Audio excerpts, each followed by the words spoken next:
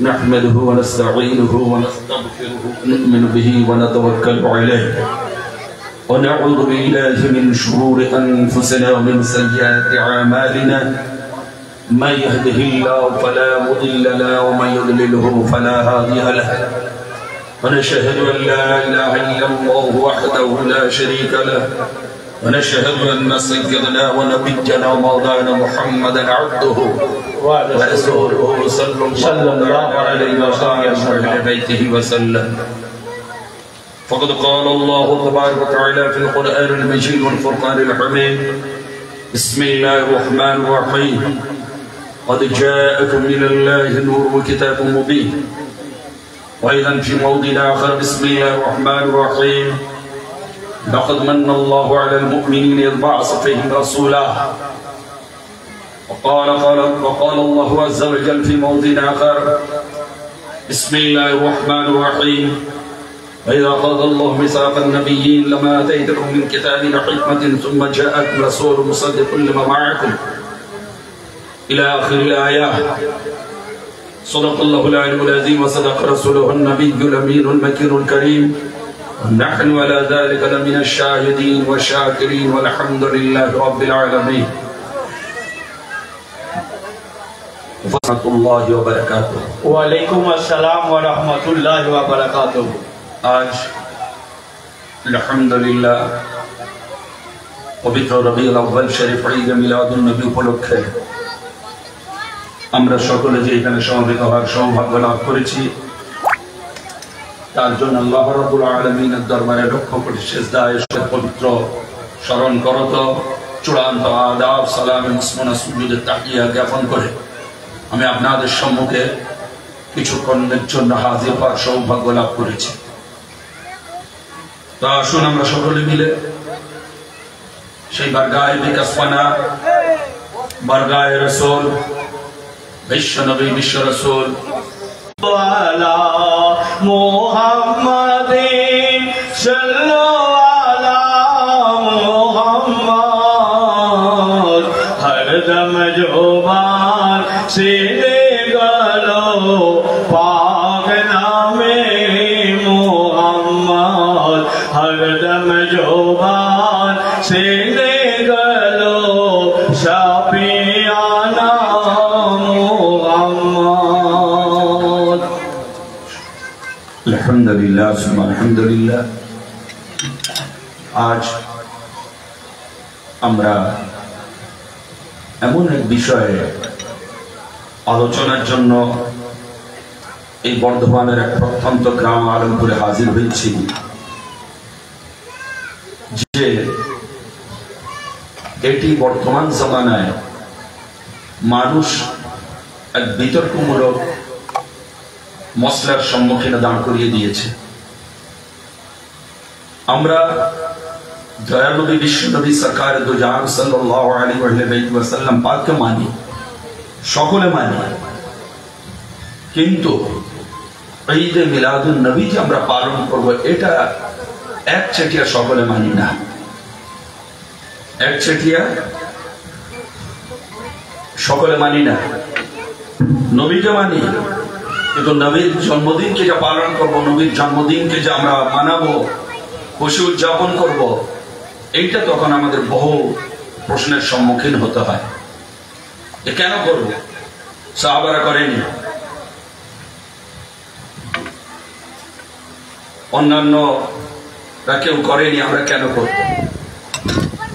তো আপনাদের সৌভাগ্য যে আপনারা এখানে করছেন, না তো বহু মানুষ এমন প্রশ্নের বেড়া জালে আপনাদের আমাদের সকলকে আবদ্ধ করে। এই কেন জবাব ইনশাআল্লাহ আজ আমরা পাবো কোরআন এবং হাদিস থেকে এবং বুজুর্গানে দ্বীনদের আকওয়াল আফআল, ওনাদের লিখিত কিতাবপত্র থেকে। দলিল ছাড়া ইনশাআল্লাহ কোনো কথা হবে না। দলিলের মধ্যেই আমরা চলাফেরা করব। ইসলামের চার দলিল আমাদের শরীয়তের, এই চার দলিলের মধ্যে আমাদের থাকতে হবে।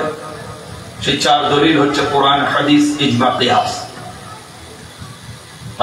হাদিস শরীফে এসেছে, আমি বেসিক্যালি জিনিসটা আপনাদের আগে বুঝিয়ে দিই, যে তোমরা যদি কোরআনের মধ্যে যে সমস্যার সমাধান পাবে না, ক্লিয়ার নেই, তোমরা হাদিসে দেখবে।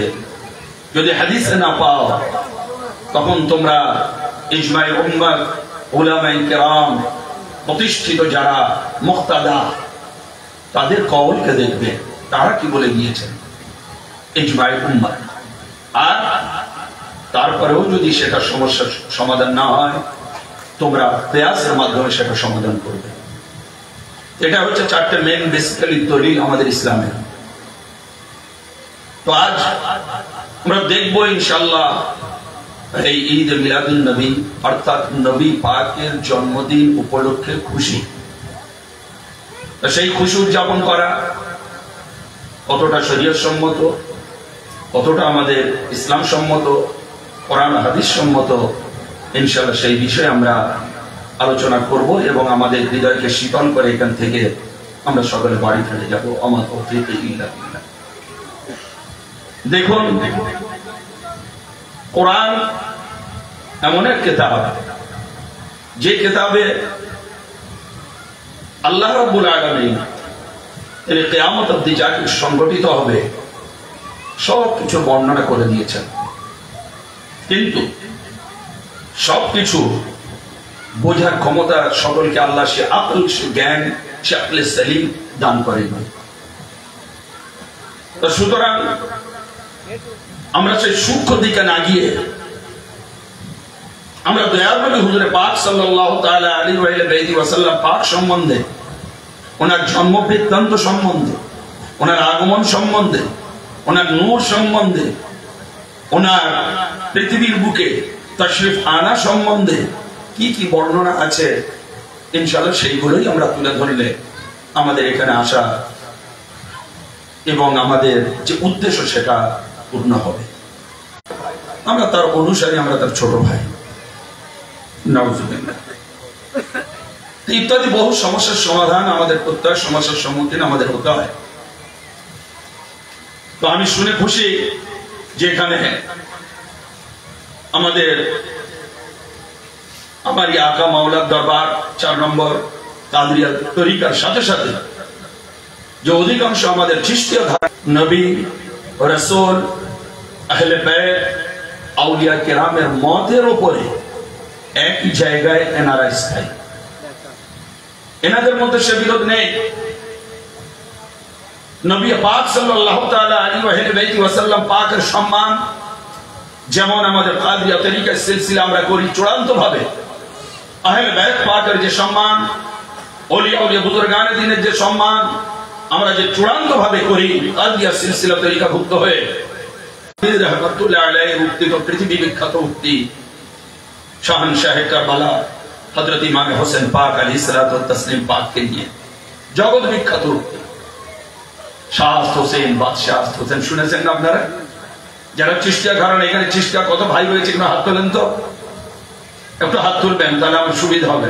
চিশতিয়া ঘরানা আলহামদুলিল্লাহ, মাশাআল্লাহ মাশাআল্লাহ, মুরব্বি দস্তে জিদ হক্কা কে বিদায় লাইদা হোসেন হযরত মাওলা ইমাম হোসেন পাককে তো উনি একেবারে তারিফের শেষ পর্যায়ে গিয়ে লাস্ট উনি বলে দিলেন যে হযরত মাওলা হোসেন হচ্ছেন দ্বীন, মাওলা ইমাম হচ্ছেন দ্বীনের সাহায্যকারী, মাওলা ইমাম হোসেন পাক হচ্ছেন লা ইলাহা ইল্লাল্লাহ কালেমার বুনিয়াদ।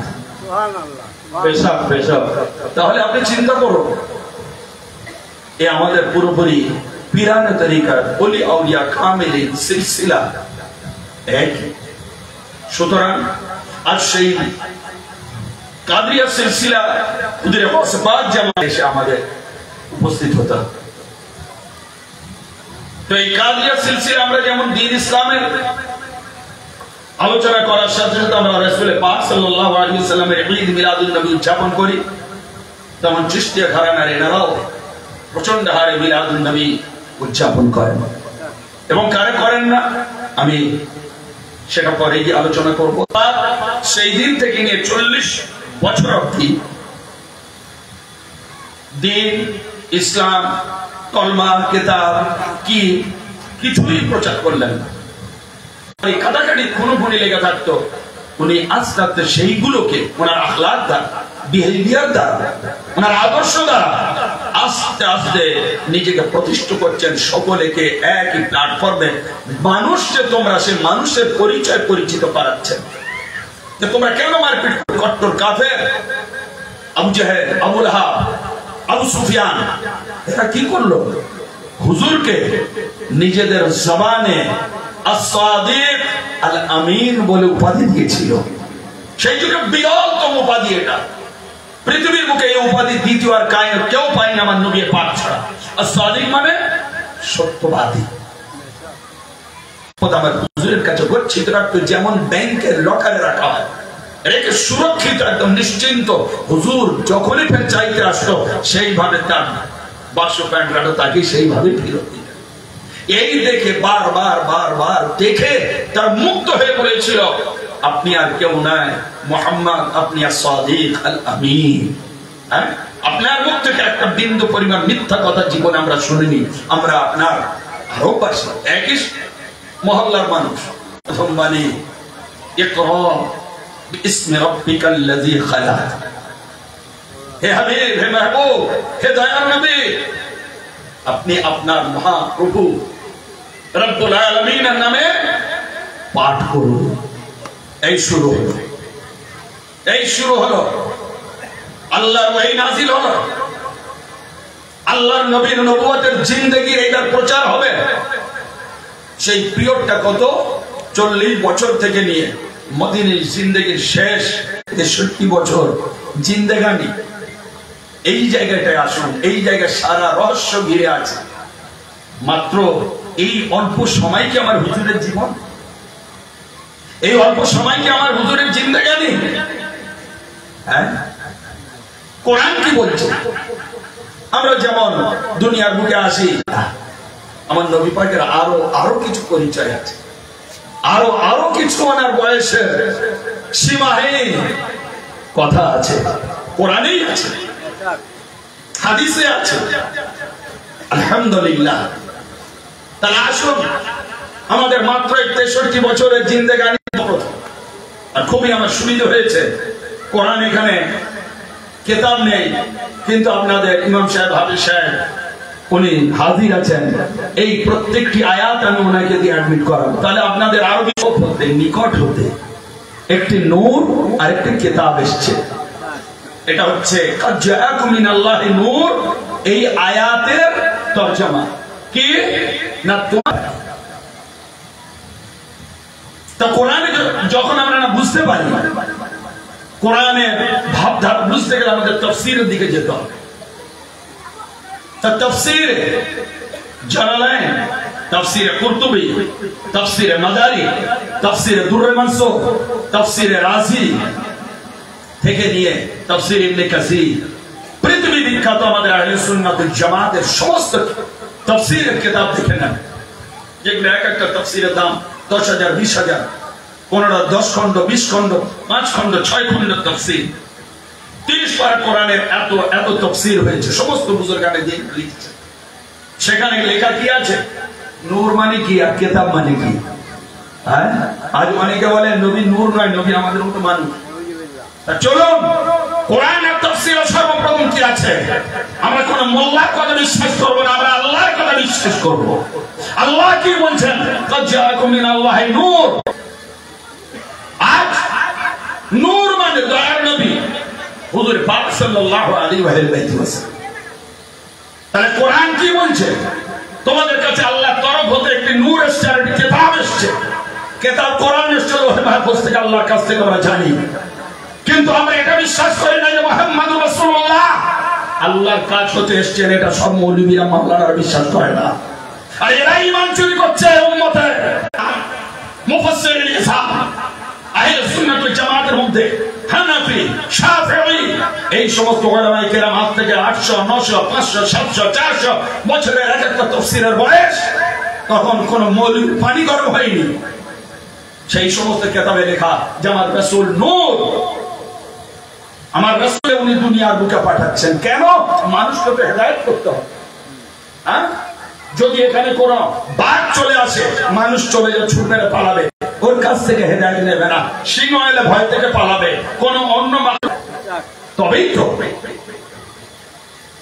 তো আজ দয়ার নবী হুজুর পাক সাল্লাল্লাহু তাআলা আলাইহি ওয়াসাল্লাম তিনি বশরি লেবাসে দুনিয়ার বুকে এসেছেন। আজ বশরি লেবাস নূর মধ্যে ঢাকা, নূর মধ্যে লুকানো, তার সমস্ত প্রমাণ ইনশাআল্লাহ দেব। আল্লাহ নবী হুজুর পাক সাল্লাল্লাহু আলাইহি ওয়াসাল্লাম সর্বপ্রথম,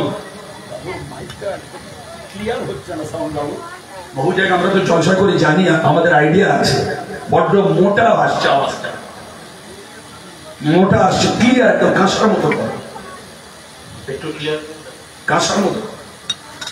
আমার কাছ থেকে গিয়েছে, তাহলে যখন আমার নবী কোরআনকে প্রশ্ন করলেন, হে কোরআন, দুনিয়ায় আসার আগে রাসূল কোথায় ছিলেন, কোথায় থেকে এলেন, তখন কোরআন বলছে আল্লাহর কাছ থেকে এলেন।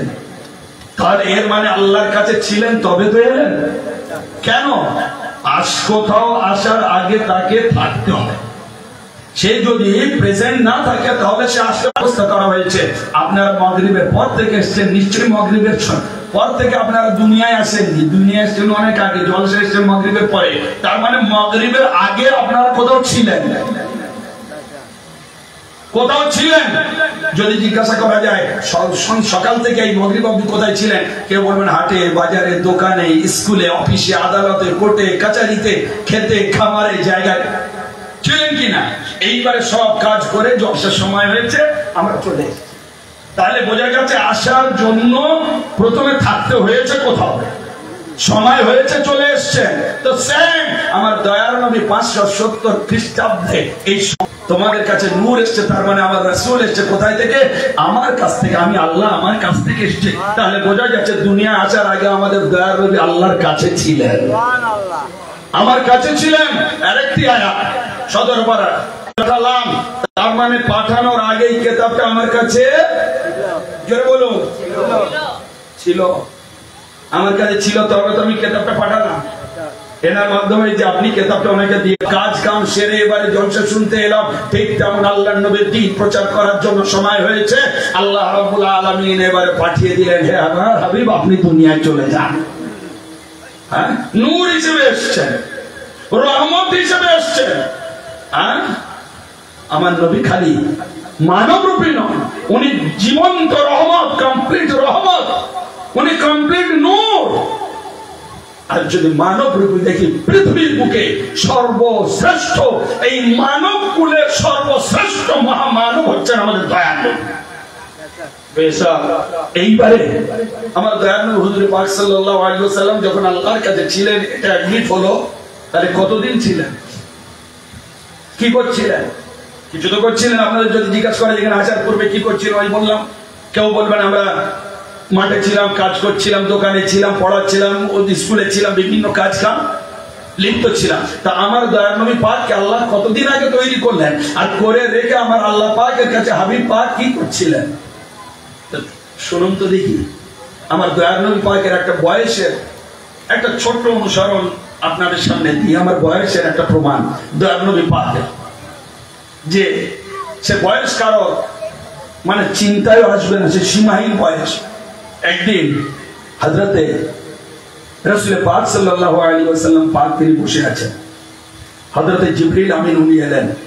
উনি আসার পরে আমার দয়ার নবী পাককে জিজ্ঞাসা করা হচ্ছে, কথাবার্তা হচ্ছে, আমার হুজুরের সাথে আলাপ পরিচয় হচ্ছে।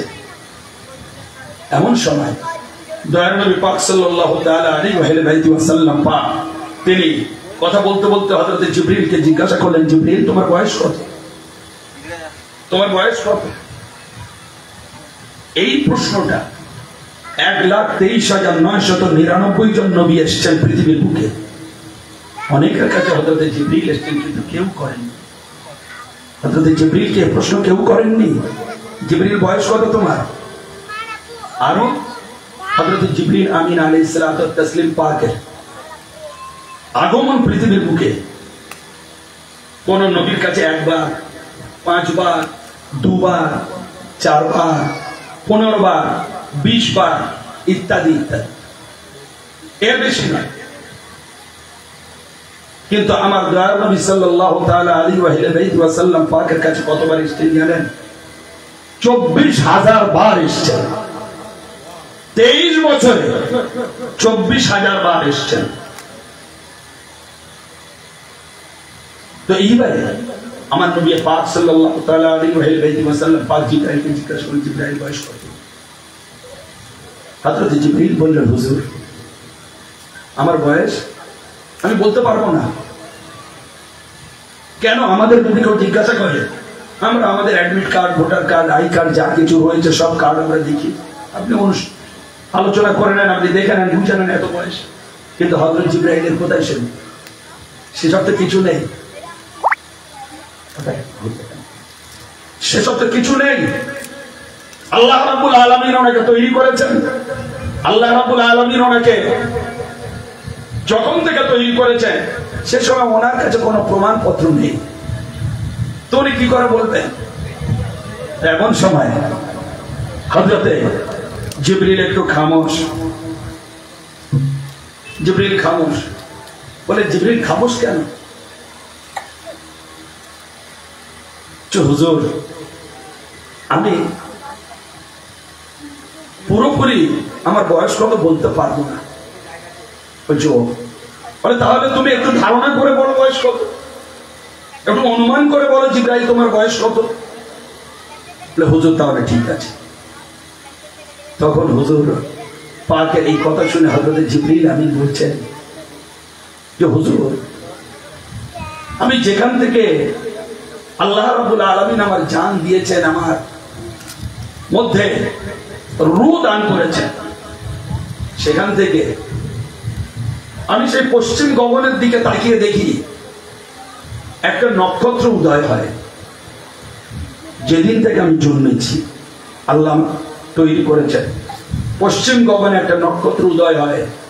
যে নক্ষত্রটা উদয় অস্তের নিয়ম হচ্ছে এই, একবার উদয় হবে ফের সেটা ডুবে যাবে, অস্ত চলে যাবে। সেই অস্ত চলে যাবে, পর্দার আড়ালে 70,000 বছর থাকবে। ফের 70,000 বছর যখন পার হয়ে যাবে তখন আর একবার উদয় হবে। তাহলে বোঝা গেল, যদি কেউ একবার উদয় অস্ত হতে দেখে তাহলে তার বয়স কত হবে? 70,000। যদি দুবার দেখে 1,40,000 বাড়তে থাকবে।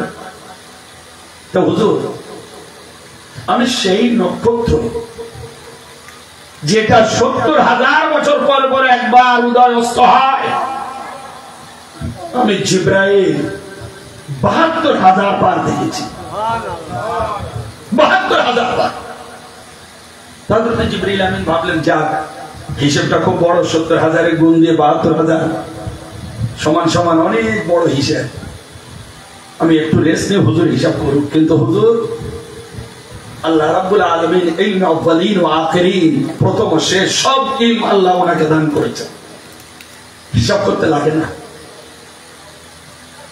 সাথে সাথে হযরত জিবরাইল আমিনকে হুজুর নেক্সট কোশ্চেন করলেন, জিবরাইল তুমি যে নক্ষত্রটা প্রতি 70,000 বছর পরে পরে একবার উদয় অস্ত হতে দেখতে, বলো সেই নক্ষত্রটি কার? সেই যে জ্যোতি, সেই যে আলো তুমি দেখতে, সেটা কার? তুমি কি জানো সেই নক্ষত্রটি কে? হযরত জিবরিল পুরোপুরি এখানে সারেন্ডার। বলেন, হুজুর প্রথমটা একটু আন্দাজ করে বলার ছিল, এখানে আন্দাজ করা যাবে না। এগুলো পিওর কোরআনের তাফসীরের বয়ান করছি আমি। তাফসীর রুহুল বয়ানের মধ্যে আছে, কোন বাজারিয়া কিতাব না ইনশাআল্লাহ, কোন বাজারিয়া ছোট মোটো কিতাব থেকে বলবো না, সব মূল্যবান কিতাব থেকে বলবো, নামও বলে দেবো। তখন হযরত জিবরিল আমিন যখন সারেন্ডার করলেন যে হুজুর আমি তো জানি না ওই নক্ষত্রটি কার, কেবল উদয় অস্ত তো আমি এটা দেখতাম। তা আমি কতবার দেখেছি? 72,000 বার দেখেছি। কত বছর পরে পরে উদয় হয়? 70,000 বছর পরে পরে উদয় হয়। এমন সময় হযরতে জিবরাইলের কথা শুনে আমার দয়ার নবী জোশে এসে গেলেন। এই যে বলেন, জিবরাইল তুমি কি জানো সেই নক্ষত্রটি কে, যাকে তুমি দেখতে? হুজুর আমি তা জানি না, আমি খালি নক্ষত্র নূর হিসেবে, জ্যোতি হিসেবে আমি দেখতাম। তখন দয়ার নবী বলছেন, জিবরাইল ওই নক্ষত্রটি আর কেউ ছিল না, সেটা ছিল আমি স্বয়ং মুহাম্মদুর রাসূলুল্লাহ সাল্লাল্লাহু আলাইহি ওয়াসাল্লাম। সব আমারই নূর। তুমি যাকে দেখতে ওটা আমারই নূর ছিল। আমি ওখানে উদয় হতাম, ফের অস্ত চলে যেতাম। ভাই ৭০,০০০ আর ৭২,০০০ দুটো গণিত করলে কত বয়স আছে? ছিলাম মুর্শিদাবাদে, ওখানে মাস্টারমশাই ছিলেন, পাশে একজন, সাথে সাথে ক্যালকুলেট করলেন, কত পেলেন মাস্টারমশাই? বলছে ৫০৪ কোটি বছর পেলাম। তাহলে এবার দিচ্ছি না, ওই জলসায় একটা বহু জলসা হয় কিন্তু মনে থাকে না, ওই জলসাটা মনে থাকবে। বাইদা ভাই বলে দিই, যখন কথাটা উঠলো এইরকম একেবারে খাঁচাখাঁচ ভর্তি, একদিকে মহিলা আরো চালান, তা এইরকম কথা হতো তো দেখি না, একজনকে নিয়ে একটু দৌড়াদৌড়ি পড়েছে, কি ব্যাপার? অনেক বললো সেন্সলেস হয়ে চলতে পারে, গরমে অসুবিধা। আমি বললাম হয়ে গেল, আল্লাহ তাকে তুলে দিলেন। আমার পীর ভাই ছিল রামচন্দ্রপুর, মুর্শিদাবাদ, শেরপুরের কাছে, প্রতি বছর ওরা। তো আজ এই সমস্ত মৃত্যু কার কখন আসবে জানা নাই, কিন্তু মৃত্যুটা জানো নবী পাকের মুহাব্বতের উপরেই হয়। তাহলে আপনারা নাজাতের কোনো চিন্তা নেই। ইত্যাদি, যাকাত দাও, নামাজ পড়ো, হজ করো, এর দুদিকটা সমান। কবুল হতে পারে, কবুল নাও হতে পারে। বোঝা গেল? নামাজ পড়লেন আর কবুল হয়ে যাবে এরকম ইসলামে বলা নেই। হজ করলেন কবুল হবে ইসলামে বলা নেই। আপনি অন্যের হক মেরে, ভাইদের হক মেরে চলে গেলেন সেই টাকা নিয়ে হজে। ব্যাখ্যা করবো না ভাবলাম, আপনারা বুঝতে পারছেন না বলে ব্যাখ্যা করছি। অনেক ভাবতে পারে হজ করলেই খাবার শুরু খেলেই তো গোনামা, হ্যাঁ নামাজের শেষটা গেলেই তো আল্লাহ কবুল করে নেবে। না, আপনি যদি সুদের টাকায় জামা কাপড় কিনে খাদ্য খাবার খেয়ে এসে নামাজ পড়েন, আপনার নামাজ হবে তো? হ্যাঁ, বাপমা কষ্টে কাতরাচ্ছে, একটু সেবাটুকু করেন না, এদিকে আল্লাহ আল্লাহ করছেন, কবুল হবে তো? হবে না। সুতরাং উভয় দিক সমান, হতে পারে নাও হতে পারে। তা আল্লাহ রাব্বুল আলামিন দয়ার নবী সাল্লাল্লাহু আলাইহি ওয়াসাল্লাম পাকের মুহাব্বতে আসুন। আল্লাহ পাকের হাবিব হুজুর পাক সাল্লাল্লাহু আলাইহি ওয়াসাল্লামের বয়স, তাহলে আপনার এই প্রমাণটা কি দেখছি? হযরত জিবরাইলের ঘটনা দেখছি। জিবরাইল বললেন, হুজুর ৭২,০০০ বার দেখেছি। বয়স কত হতো? ৫০৪ কোটি। তা ৫০৪ কোটি বছর এই বয়সটা যে আমরা পেলাম ক্যালকুলেশন করে, এই বয়সটা কার? হুজুরের না জিবরাইলের? একটু বলবেন আপনারা। জিবরাইল, তাই তো? জিবরাইলের বয়স কারেক্ট। কেন? এটা জিবরাইল দেখেছে ওই নক্ষত্রটা। তাহলে জিবরাইল যখন দেখেছে ওই নক্ষত্রটা, সেই নক্ষত্র দেখার সময় থেকে জিবরাইলের রাসূলের দরবারে যে বসে আছেন, এই পিরিয়ডটাই হচ্ছে হযরত জিবরাইলের ৫০৪ কোটি বছর। তাহলে এইবার ৫০৪ কোটি বছর আগে থেকেও যখন উদয় অস্ত হতো, সে বয়সটা কার? স্বয়ং নবী পাকের। এইবারে বলুন তো, ওই ৫০৪ কোটি বছর এই নক্ষত্রটা জিবরাইলের দেখার বয়স পেলাম। তাহলে কত হাজার লাখ কোটি কোটি বছর যখন জিবরাইলও তৈরি হয়নি, নক্ষত্রটা তখনও ছিল। আল্লাহ নবী বলছেন যে আউয়ালু মা খালাকাল্লাহু নূরি, আল্লাহ সর্বপ্রথম আমার নূরটা তৈরি করেছেন। সুবহানাল্লাহ। শুনলে অবাক হবেন।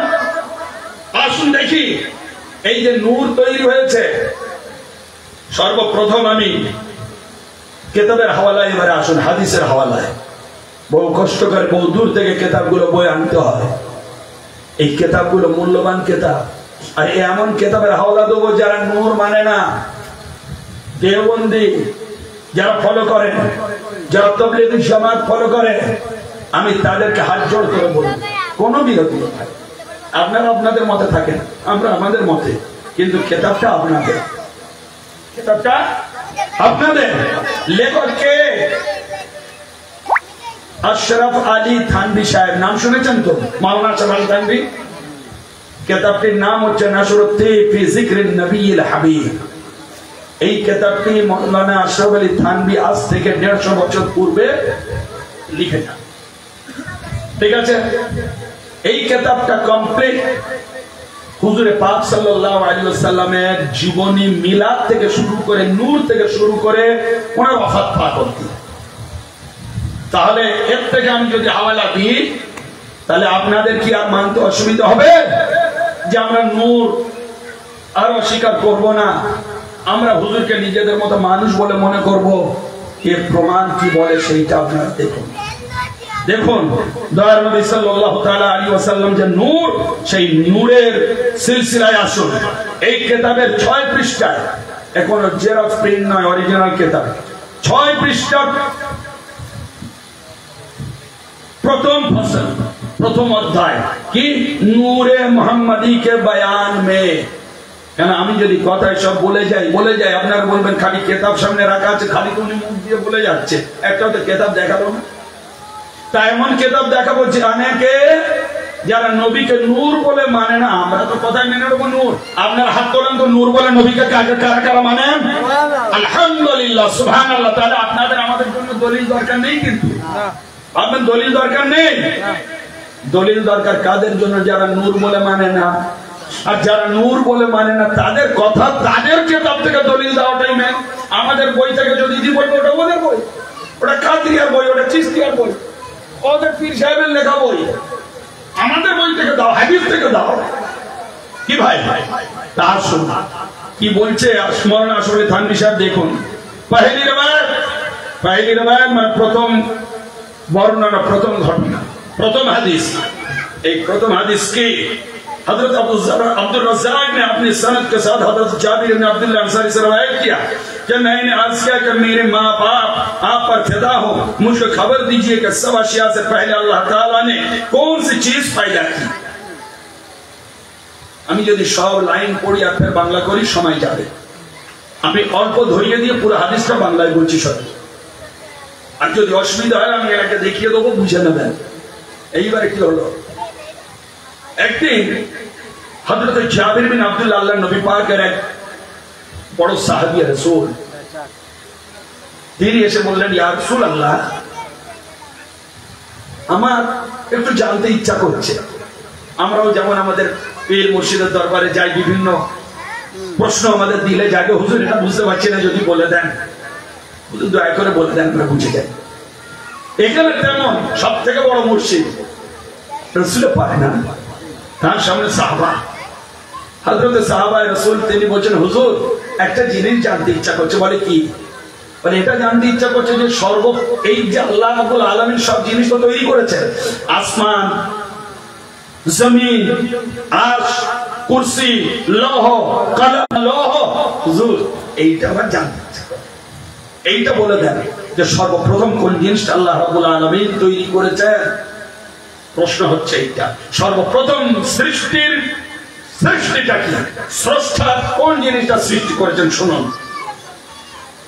আপনি ফরমায়া, दयाल नबी बोलें, ऐ जाबिर, अल्लाह ताला ने तमाम अशिया से पहले तेरे नबी का नूर, अपने नूर से निजेर नूर दारा।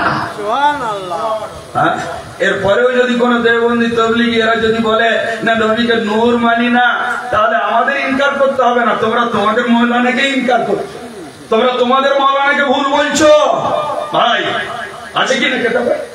দেখুন অ্যাডমিট করছেন, তাও আমি বলবো যদি অসুবিধা হয় ফোন আছে, কিতাব রেখে দিচ্ছি, আলহামদুলিল্লাহ ফটো তুলে নেন, ফটো তুলে নেন, দেখাতে পারবেন সমাজকে।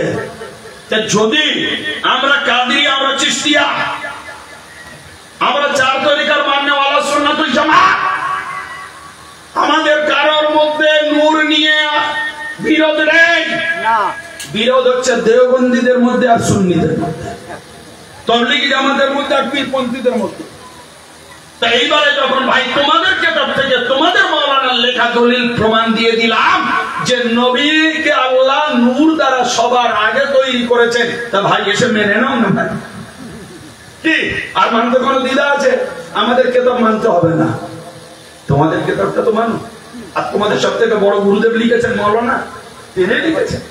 এইবার আসুন, খালি নবী পাকের নূর দ্বারা, আল্লাহর নূর দ্বারা নবী পাককে তৈরি হয়নি। এইবারে নবী পাক কি বলছেন দেখেন, যে पहले तेरे नबी का नूर अपने नूर से पैदा किया, फिर वो नूर कुदरत इलाही से जहां मंजूर हुआ सैर करता रहा। এইবারে ওই নূর যে ওখানে আছে, আল্লাহ পাক নূরটা তো তৈরি করলেন।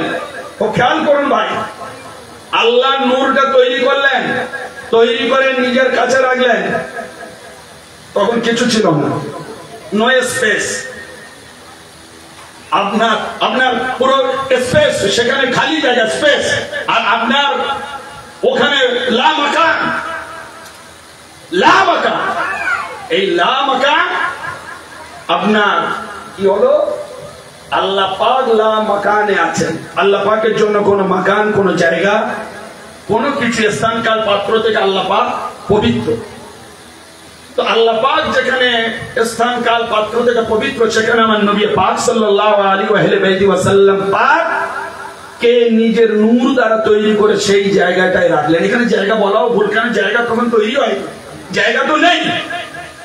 আল্লাহ যেমন এই যে আপনারা দেখছেন বিষয়টা বুঝি, এটা কি, এটা ধরুন ছাদ, এটা মেঝে, তৈরি করে ওই লা মাকানেই রেখেছেন। লা মাকান মানে কোনো মাকান নেই, খালি জায়গা, ফাঁকা। তাহলে এইবারে আসুন, আমার দয়াল নবী পাক সেই জায়গাটা দিচ্ছেন। কি করছেন, আল্লাহর তোয়াফ করছেন, সৈর করছেন, ঘোরাফেরা করছেন, দেখছেন। এইবারে অন্য কিতাবের মধ্যে আসুন, 500 বছর আগে ইবনে জাওজি রাহমাতুল্লাহ আলাইহি, পৃথিবী বিখ্যাত আমাদের সুন্নাত ওয়াল জামাতের উনি আল মাওদুদ্দিন নববী বলে একটা কিতাব লিখেছেন আরবিতে, 500 বছর আগে। উনি লিখছেন, যখন দয়ার নবী পাক সাল্লাল্লাহু আলাইহি ওয়াসাল্লামকে আল্লাহ পাক নিজের নূর দ্বারা তৈরি করলেন, করার সাথে সাথে আমার দয়ার নবী সিজদায় পড়ে গেলেন। সিজদায় পড়ে বলছেন আলহামদুলিল্লাহি রাব্বিল আলামিন। এটা প্রথম শব্দ আমার দয়ার নবী পাকের। কার জন্য? আল্লাহর জন্য। কি করলেন? প্রশংসা করলেন। কি? সমস্ত প্রশংসা আল্লাহ রাব্বুল আলামিনের। তাহলে দুটো কথা আছে, এটা একটা ওরা একটা আমি বলবো, এইটা প্রথমে শোনেন। তা সমস্ত প্রশংসা আল্লাহ। তাহলে আল্লাহ নিজের প্রশংসা নিজে করতে পারে না। আপনি আপনার প্রশংসা করবেন, আপনার প্রশংসাকারী অন্য কাউকে থাকতে হবে, তবে সে করবে। সুতরাং আল্লাহ আল্লাহকে আমি আল্লাহ, এই ওয়ার্ডটা, এই সেন্টেন্সটা, এই বাক্যটা আল্লাহ পাক যখন কোরআন নাযিল করলেন, আমাদের কোরআনের সর্বপ্রথম যে সূরা দিয়ে শুরু করি, সূরা ফাতিহা, সেই সূরা ফাতিহার প্রথম লাইনটাই হচ্ছে আলহামদুলিল্লাহ রাব্বিল আলামিন। তার মানে নবী পাক যেটা আল্লাহর কাছে সর্বপ্রথম শব্দ দিয়ে আল্লাহ তিনি কি করছেন? জিকির করছেন নিজের জবান দ্বারা। লা ইলাহা ইল্লাল্লাহ, আল্লাহ ছাড়া কোনো মাবুদ নেই, আল্লাহ ছাড়া কোনো আর খালিক নেই, আল্লাহ এক ও অদ্বিতীয়, লা ইলাহা ইল্লাল্লাহ। বহু বছর জিকির হচ্ছে, হতে হতে আল্লাহ রাব্বুল আলামিন খাজানা সরব থাকার কারণে আমাকে কেউ চিনত না।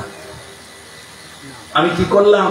আমাকে চেনা, আমাকে পরিচয় ঘটানোর জন্য আমি আমার নূর দিয়ে আমার রাসূলের নূর তৈরি করলাম।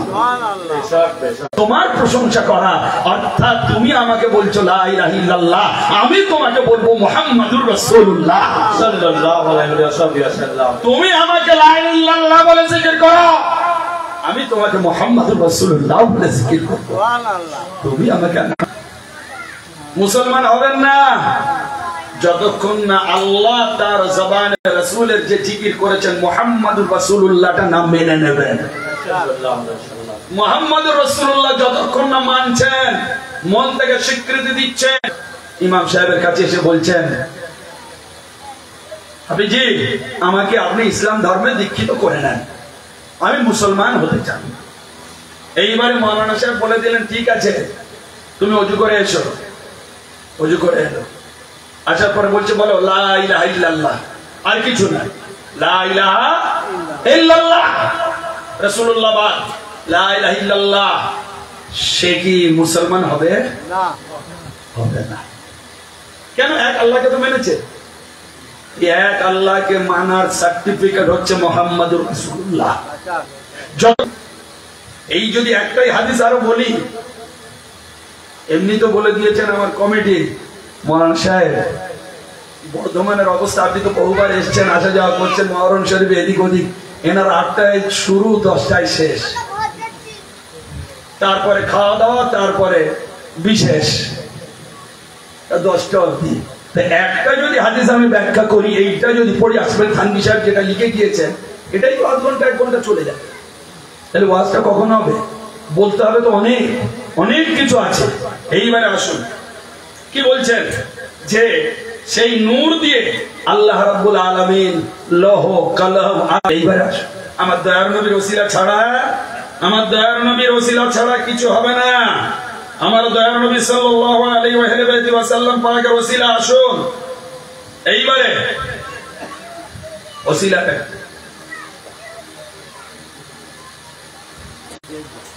আরব, জেদ্দা। তাহলে এইবারে দেখুন, আমরা পিতৃকুল থেকে চলে আসছি, বাপ আমাদের হিন্দি ভারতীয়, আমাদের শরীরে বাপের রক্ত হচ্ছে ভারতীয়। ওয়াহাবি মেন্টালিটি যারা, তারা দরুদ শরীফকে একটু ইগনোর করে। চলুন তো দেখি দরুদের ফজিলত। সর্বপ্রথম হযরত আদম আলাইহিস সালাম, তিনি জান্নাতের আরামে আছেন। একদিন শুয়ে আছেন আরামে আয়েশের মধ্যে, হঠাৎ ঘুম ভেঙে গেল, দেখলেন পাশে একজন সুন্দর, অকল্পনীয় সুন্দরী রমণী। আল্লাহ রাব্বুল আলামিন বাম পাশে নিজেদের স্ত্রীকে দিয়ে দেবেন, এটা হক, মরে গেলে সে হক আদায় না করলে হকগুলো এবার ধরা পড়ে যেতে হবে, তো দেনমোহর দিতে হবে। তখন হযরত আদম বললেন, আল্লাহ দেনমোহর এই প্রথম শুনছি, দেনমোহর কি তা তো জানি না। বলে দেনমোহর আপনার সব যদি পেজ উল্টো উল্টো দেখায়, আর ছিঁড়েও গিয়েছে পেজ পুরানো কেতাব, এই কেতাবে লেখা আছে। আসলে থানভী সাহেব লিখেন 20 বার যখন উনি দরুদ পাঠ করলেন দয়ার নবী পাকের উপর, কেন আল্লাহ বলতে পারতেন তো। আর দরুদটা কি? দরুদ হচ্ছে মহা ইবাদত। হ্যাঁ, আমরা নামাজ সবাই পড়ি, কিন্তু আল্লাহ কি পড়ে না। রোজা সবাই রাখি, আল্লাহ কি রাখে? হজ সবাই করি, আল্লাহ কি করে? কেন আল্লাহ করেন না, আমরা করি? আমরা আল্লাহকে মাবুদ হিসেবে মেনে করেন না। আপনি যাকাত দেন না, আপনি রোজা রাখেন না, তাহলে আমরা কি করি? আপনি কি করেন বলতো, আমরা করি, আপনি কি করেন? তখন এইবারে আল্লাহ রাব্বুল আলামিন বলছেন, না রে বান্দা, আমার নামাজ রোজা হজ যাকাত দেওয়ার দরকার নেই, এগুলো তোদের জন্য তোরাই করবি, এসব তোদের জন্য, এরা তোরা করবি, আর তোরা করবি, আমি তোদের জান্নাত দেবো। পাঠা করছি যাতে করে ইমানের মধ্যে আপনাদের গীতে যায়। তখন আল্লাহ পাক ফের প্রশ্ন, আল্লাহ যখন নামাজ রোজা হজ যাকাত করেন না, আপনি কি করেন? তাহলে আপনি কি করেন? তখন আল্লাহ পাক বলছেন, শুনবি আমি কি করি? নামাজ তোদের জন্য, তোরা পড়বি, জান্নাতে যাবি, রোজা রাখবি, জান্নাতে যাবি, আর আমি কি করি শোন। আমি ইন্নাল্লাহা ওয়া মালাইকাতাহু ইউসাল্লুনা আলান নবী ইয়া আইয়ুহাল্লাযীনা আমানু সাল্লু আলাইহি ওয়া সাল্লিমু তাসলিমা। তার মানে এই যে আমি আল্লাহ, তিনি কি করছেন? তিনি বলছেন, না আমি এ সমস্ত করি না, আমি কি করি? আমি আমার মেহবুবের উপরে দরুদ পড়ি, দরুদ পড়ি। তাহলে এবার চিন্তা করুন, মেহবুব কবে থেকে এবারে তাহলে তৈরি হয়ে আছেন, এবার আপনি তাহলে চিন্তা করুন, কেন পাঠ করবো? তোমরা খোদাকে রসুলের সাথে, রসুলকে খোদার সাথে মিলিয়ে দিচ্ছ, তোমরা রসুলকে খোদার সাথে মিলিয়ে দিচ্ছ। এই কাদরিয়ারা, এই চিশতিয়ারা, এই পীরপন্থীরা এত নবীর তারিফ করে যে খোদার সাথে মিলিয়ে দেয়, শেখ করে। হ্যাঁ, ননসেন্স। আমরা নবীকে জিকির করি বলে শিরক করি, তাহলে চলুন তো দেখি যে আল্লাহ সাল্লাল্লাহু আলাইহি ওয়াসাল্লাম বলে দেখুন। আপনাদের ইমাম সাহেব এনারাও বসে রয়েছেন, লা ইলাহা ইল্লাল্লাহ 12টা অক্ষর, মুহাম্মাদুর রাসূলুল্লাহ 12টা অক্ষর। আল্লাহ তো বলতে পারতেন, মুহাম্মদ তুমি তো মখলুক, তুমি তো সৃষ্টি, তো আমার 12টা যখন হয়েছে তোমার 11টা দিই কি হতে পারে? তুমি এক ধাপ নিচে থাকো। প্রিয় বলে আল্লাহ পাক দুনিয়ার তারিখের মধ্যে 12 তারিখে দয়ার নবীকে পাঠিয়েছেন। আর এই 12 রবিউল আউয়াল যারা যারা ভালোবাসে, তারা আল্লাহ রাসূলের তরিকার উপরেই চলতে থাকে। अल्लाहु अकबर।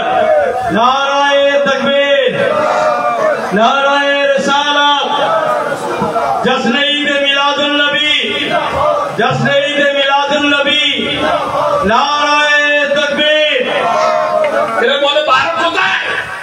12 দিবস পালন করব কেন?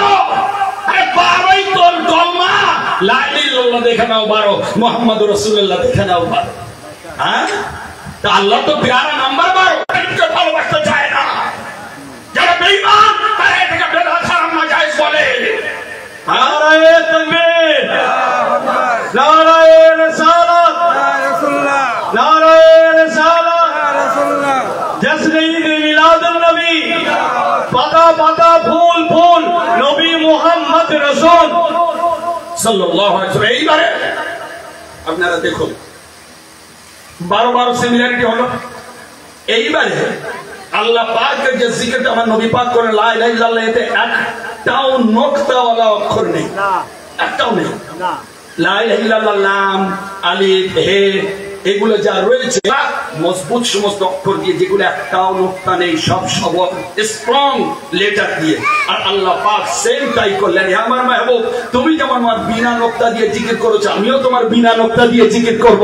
মুহাম্মাদুর রাসূলুল্লাহ, মুহাম্মাদও বিনা নোক্তা, হেও বিনা নোক্তা, দালও বিনা, রেও বিনা, সিনও সব বিনা নোক্তা। হ্যাঁ, তাহলে সিমিলারিটি দেখুন। এইবারে আমার রাসূল বলছেন আল্লাহকে আল্লাহ, আর আমার আল্লাহ আমার নবীকে বলছেন মুহাম্মদ। আল্লাহতে 4টে অক্ষর আছে, একটা তাসদীদ আছে। মুহাম্মাদের 4টে অক্ষর আছে, একটা তাসদীদ আছে। মিল দেখুন, সিমিলারিটি খালি ওয়ার্ডের মধ্যে। হ্যাঁ, এইবারে আসুন, আল্লাহ জবর আর পেশ দিয়ে লেখা, জের নেই, জের দুর্বলতার প্রমাণ। আর মুহাম্মদ জবর আর পেশ, জের নেই। সিমিলারিটি দেখুন, আল্লাহ একটা নোক্তাওয়ালা অক্ষর নেই, মুহাম্মাদের একটা নোক্তাওয়ালা অক্ষর নেই।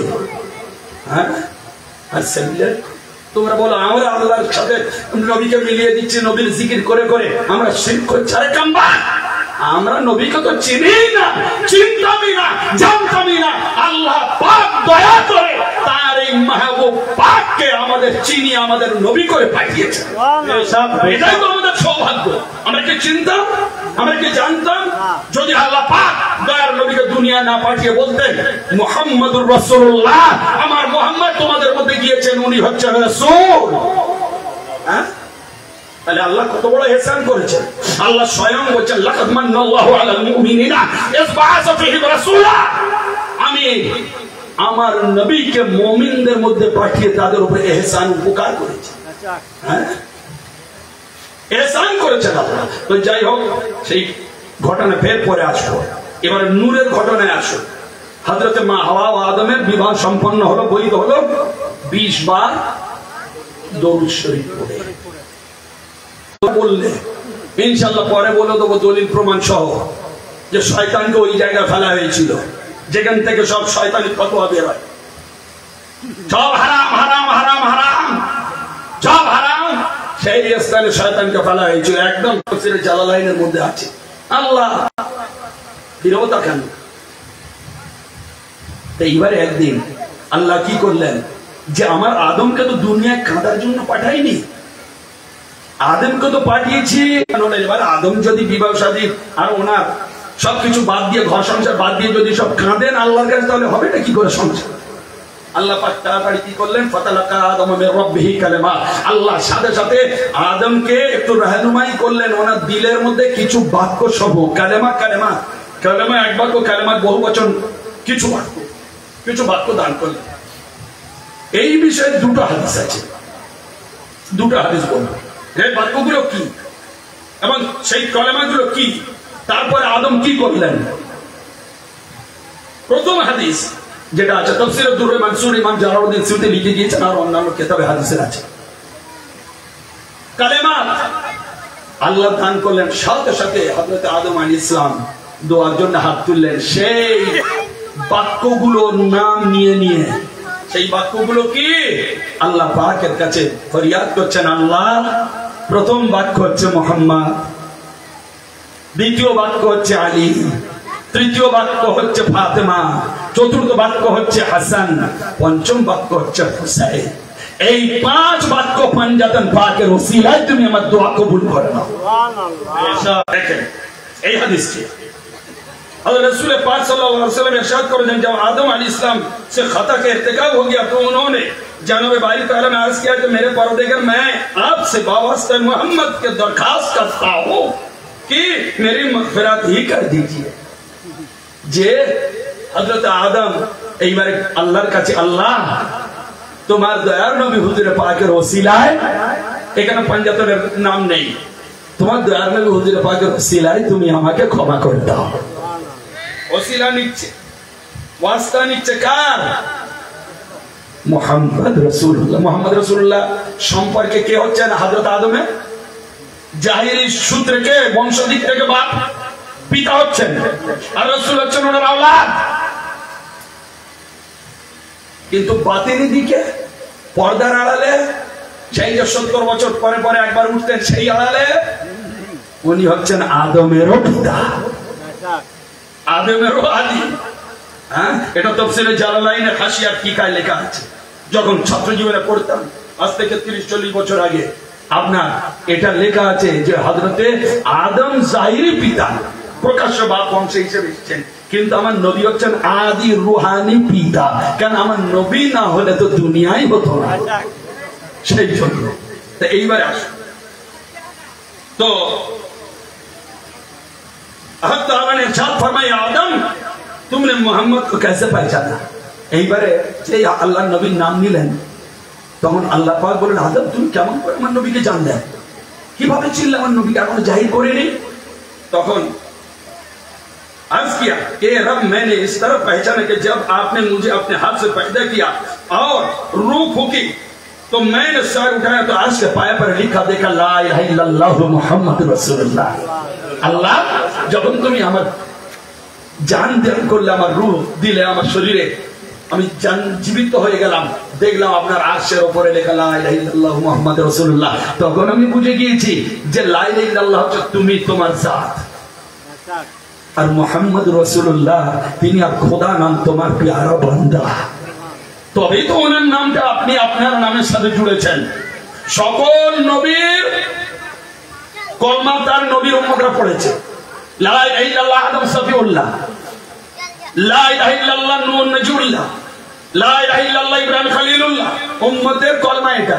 নবীদের কলমাটা তাহলে শুনুন, সমস্ত নবীর উম্মত সেই নবীর নাম দিয়ে কলমা পড়েছেন।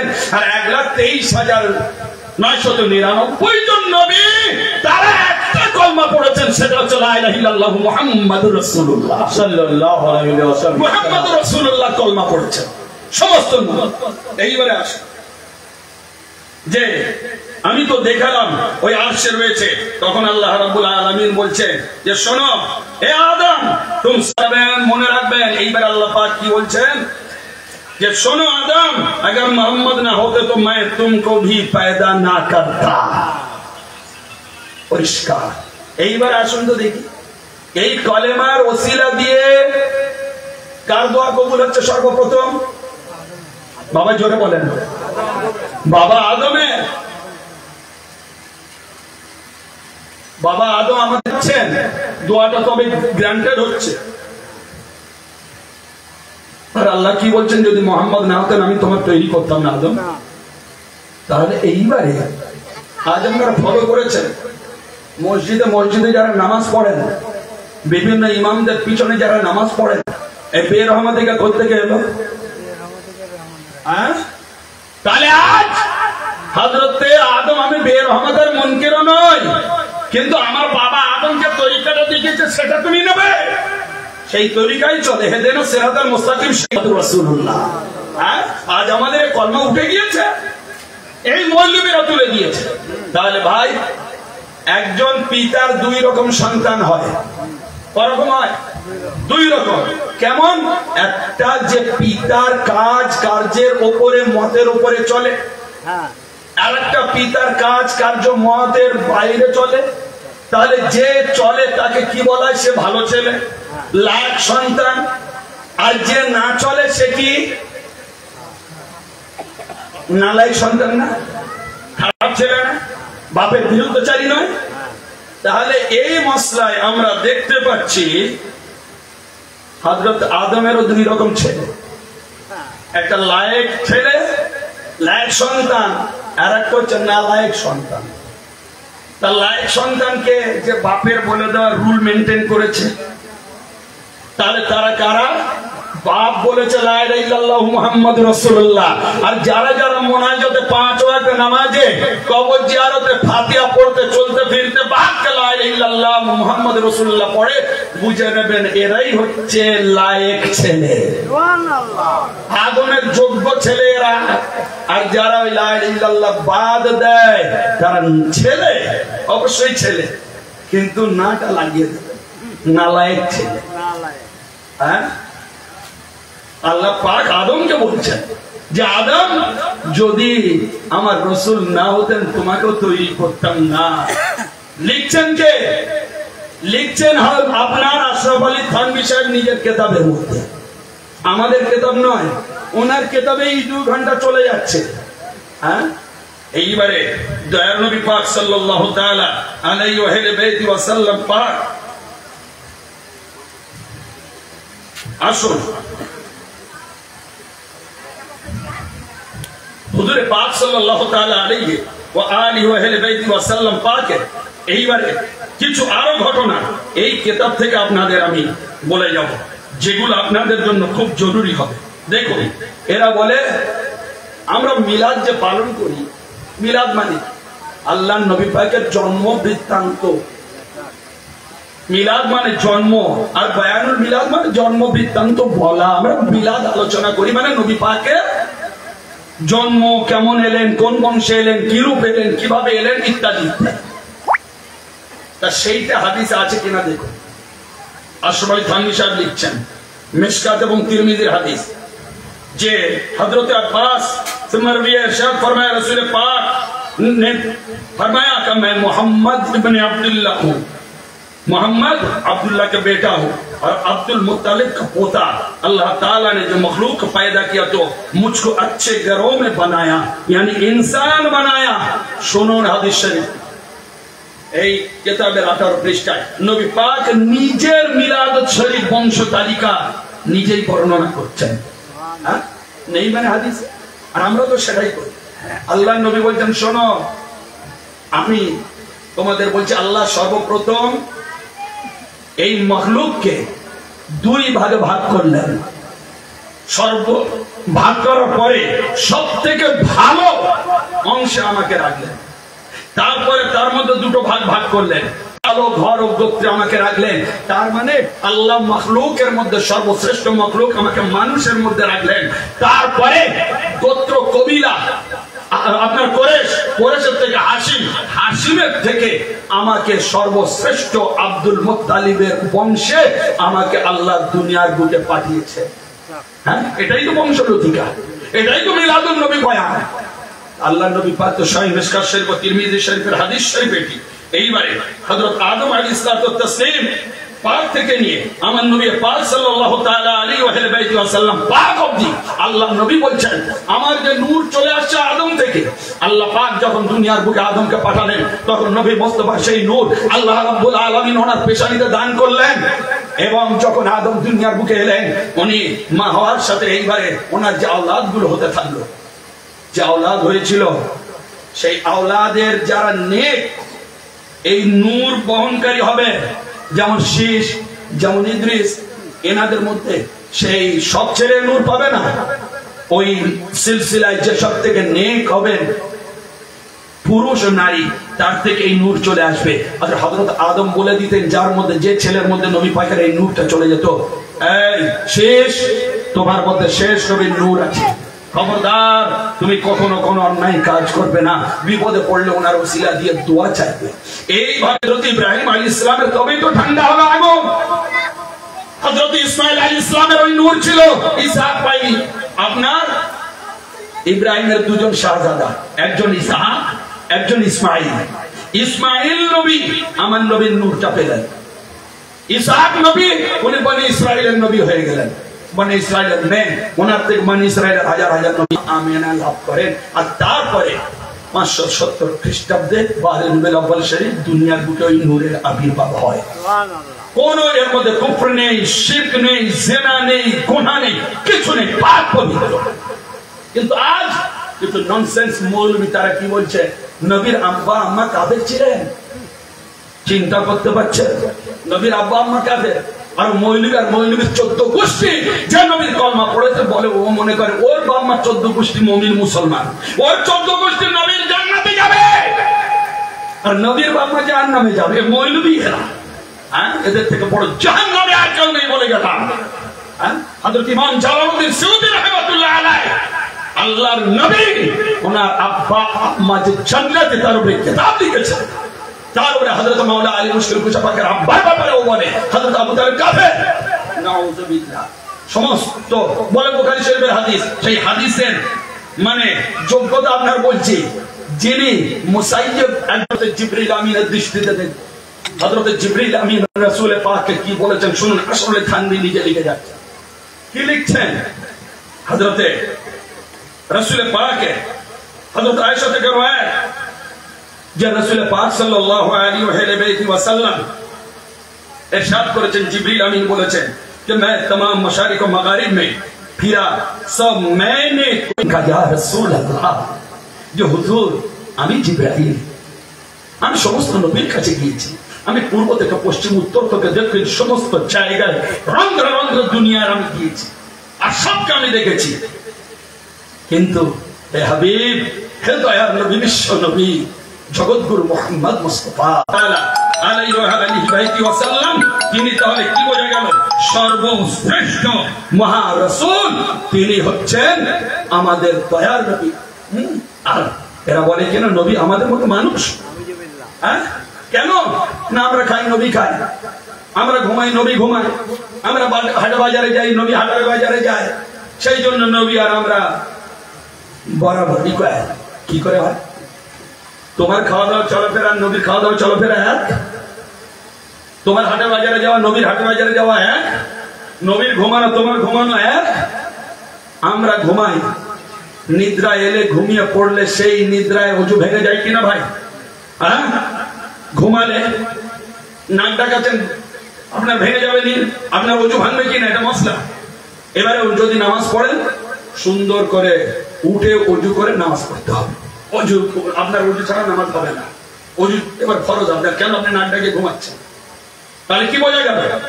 ঘুমালে ওযু ভেঙে যায়। আর আবার যারা নবীকে নিজের মতো মানুষ বলে মনে করে, সেই মৌলবীদের ওযুর সাথে সাথে অনেক মৌলবীর গোসলও ঘুমলে ভেঙে যায়।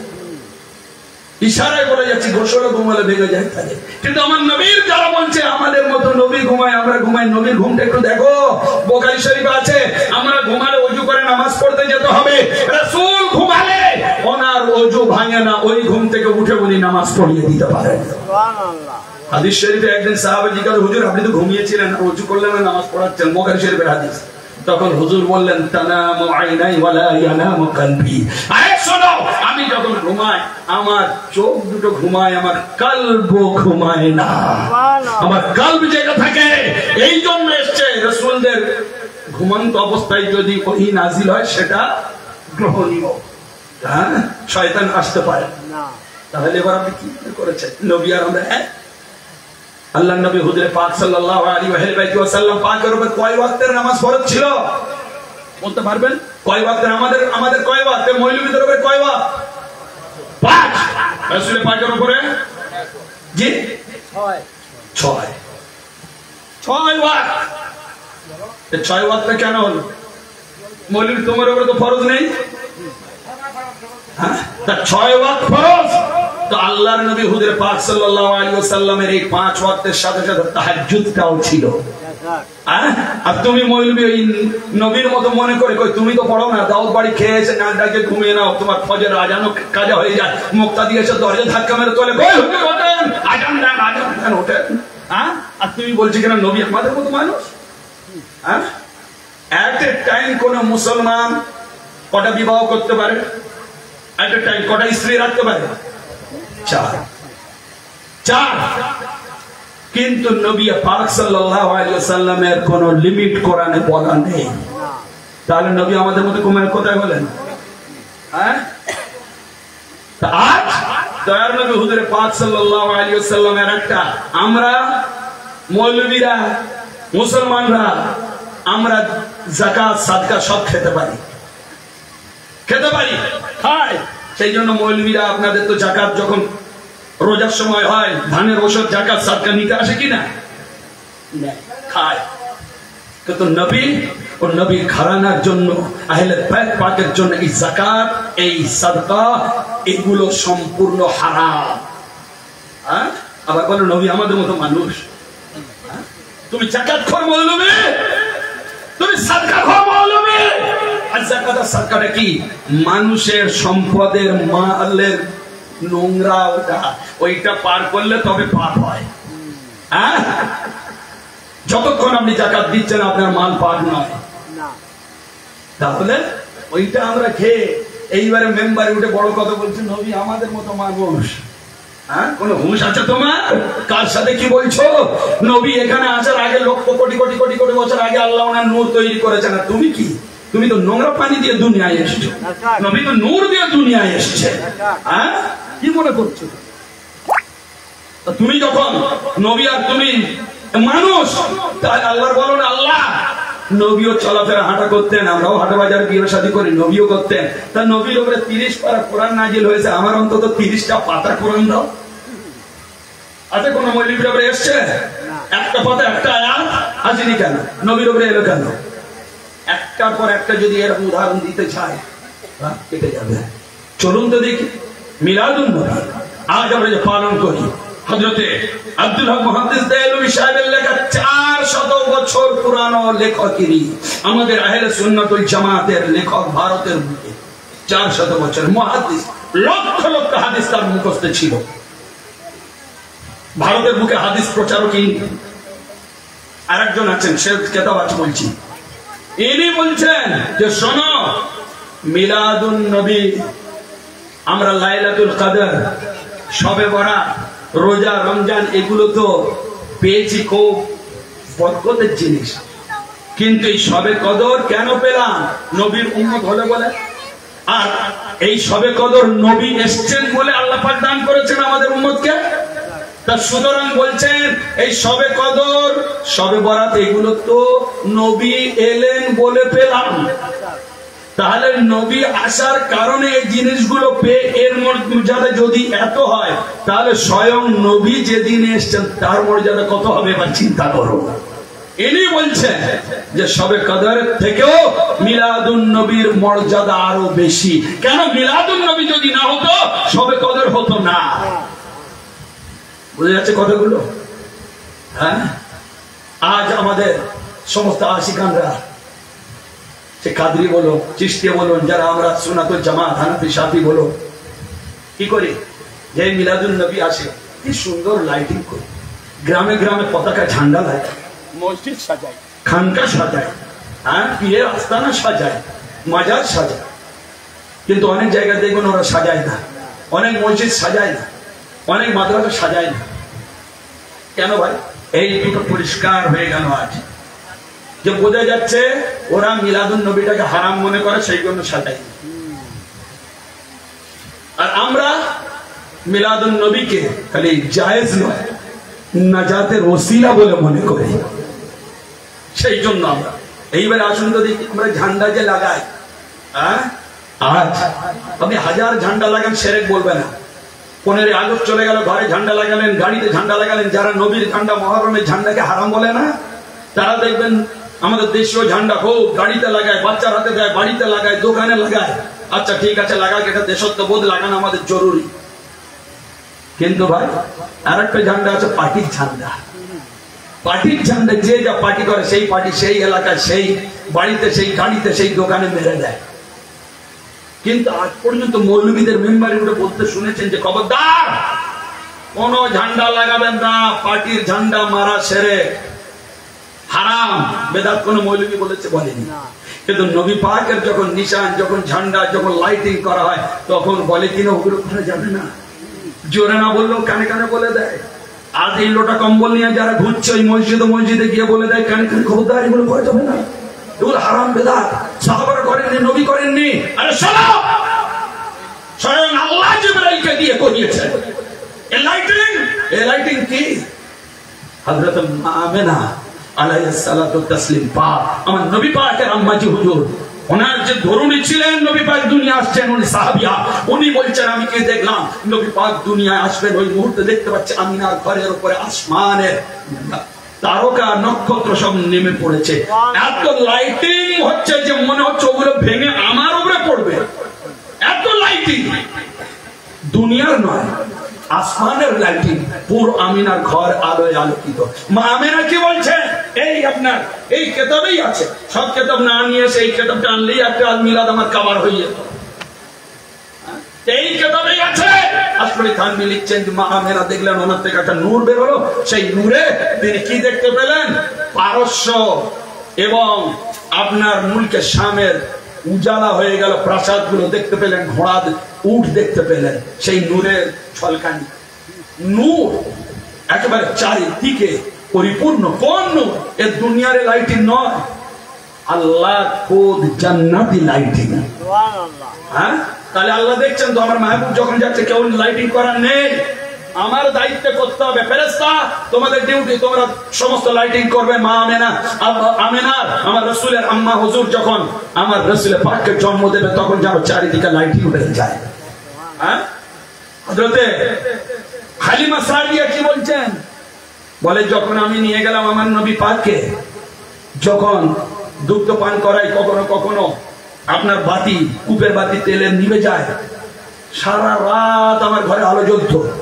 পাড়া পড়শিরা জিজ্ঞাসা করতে, এই হালিমা, তুই এত বড় লোক কোথায় থেকে হয়ে গেলি যে তেলের বাজারে দাম বেশি, তার সত্ত্বেও তুই সারা রাত তেল জ্বালিয়ে রাখিস? আরবে বাতি নিভিয়ে দেওয়ার নিয়ম ছিল, বাতি নেবাই না, সারা রাত জ্বলে। বলে কে বলেছে আমি বাতি জ্বালিয়ে রাখি? আমার ঘরে তো তেলই পাইনি, তো বাতি জ্বালাবো কি? বলে কেন, তোমার ঘর থেকে আলো দেখতে পাই। বলে ওই যে আলো দেখতে পাও, ওটা আমার দুনিয়ার তেলের বাতি নয়, ওটা আমার মহব্বতের নূরের বাতি জ্বলে। কি বলছেন তখন? বলছেন শোনো, যখন আমার এই ঘর থেকে ওই ঘরে যাওয়ার দরকার হয়, যেমন আমরা চেরাগ লাইট নিয়ে যাই, ওই রকম না নিয়ে গিয়ে হযরতে মুহাম্মদ আমাদের দয়ার নবীকে কোলে করে নিয়ে যেতেন। ওই ঘরে গেলে ওই ঘর আবার আলোকিত হয়ে যেত। এটাও সব সামনে রেখে আমি বলছি ভাই। এইবারে ঝান্ডা, এই নিশান, এই লাইটিং, এগুলো জান্নাতের নিদর্শন, জান্নাত থেকে এসছে। ঝান্ডা যারা, এই যে ঝান্ডা, ইয়া রাসূলুল্লাহর ঝান্ডা, তিনটে ঝান্ডা নেমেছিল। মুহাদ্দিস আব্দুল হক দেহলভী উনি রাহমাতুল্লাহ আলাইহি বলে যাচ্ছেন, ওনার কিতাব, এটা আরবিতে আছে, লিখেছেন আল মাওরুদুর রবি ফিল মাউলিদিন নববী, হুজুর পাকের মিলাদ শরীফের উপরে আপনার মোল্লা আলী কারি রহমাতুল্লাহ আলাইহি এই কিতাবটা লিখে গিয়েছেন। আর এটা লিখেছেন আব্দুল হক মুহাদ্দিস দেহলভী। হ্যাঁ, ইনিও হানাফি, ইনিও হানাফি, দুজনই আমাদের হানাফির ইমাম। ইনি আরবি, ইনি আমাদের ভারতীয়। হ্যাঁ, লক্ষ লক্ষ হাদিসে নাবে। যদি মিলাদুন নবী হারাম হবে, তাহলে আমাদের মোল্লা আলী কারি হারাম লিখে যাবেন।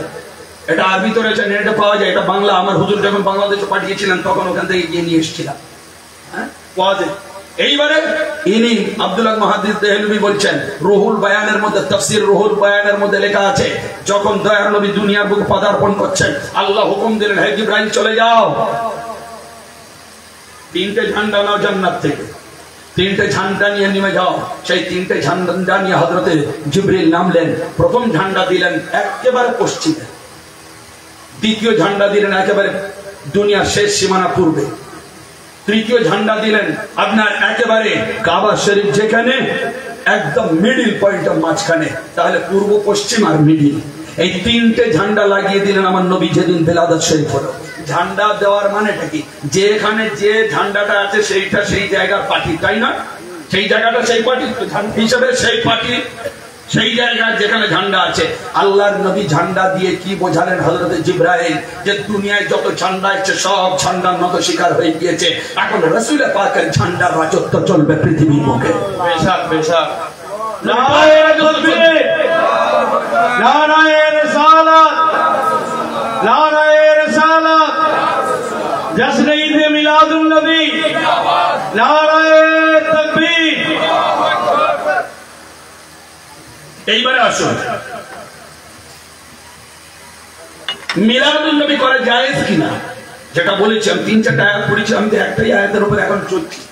যদি এই 2 ঘন্টা হয়ে যায়, 3টা আয়াত 3 2 6 ঘন্টা, তার সাথে হাদিস পাকগুলো রয়েছে, আপনাদের এত বসার সময় নেই, তাই তো নাকি?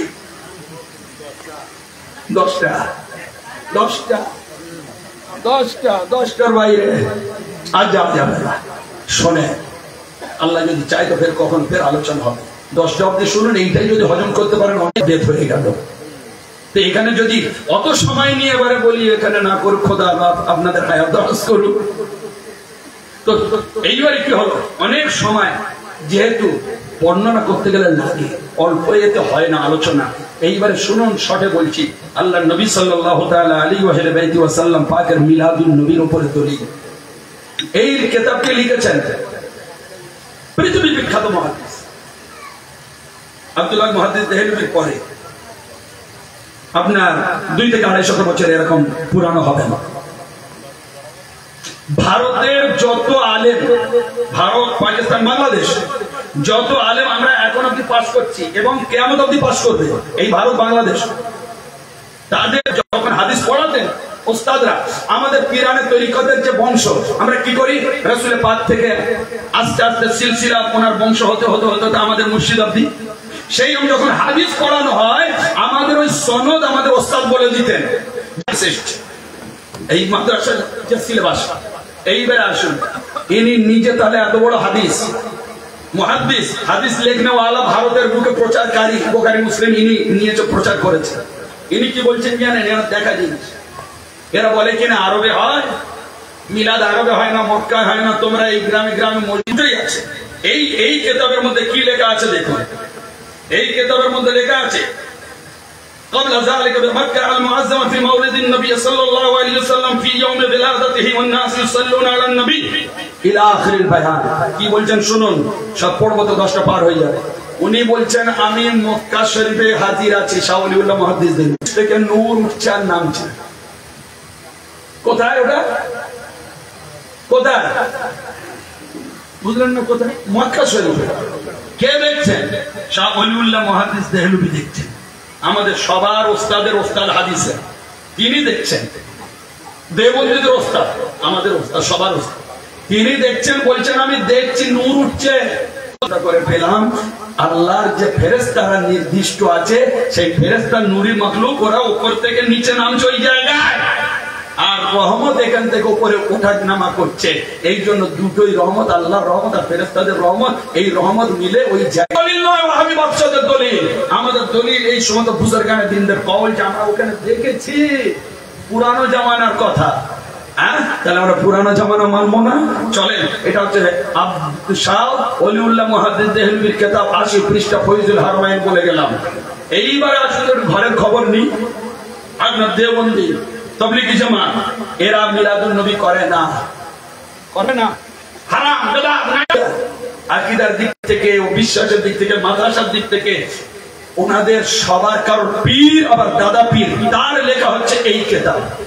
সেই দাদা পীরের লেখা এই কিতাব, আশরাফ থানভী সাহেবের পীরের দাদা পীরের লেখা কিতাব। এই কিতাবটার নাম কি জানেন? ফায়সালায়ে হক মাসআলা। এসব জায়গায় পাবেন না। ছাত্র জীবন থেকে 40 বছর আগে থেকে কলকাতা মাদ্রাসা আলিয়ার কাছে সাইদ এন্ড সন্স কোম্পানি, ওনাদের বই দোকান ছিল। দোকান নবীকে যদি নাজায়েজ হারাম বেদাত বলতে আসে, তখন তো আমার সেইটা প্রমাণ দিতে হবে। তো দেখেন ওনার পীর সাহেব কি বলছেন, ফায়সালা হক মাসলা।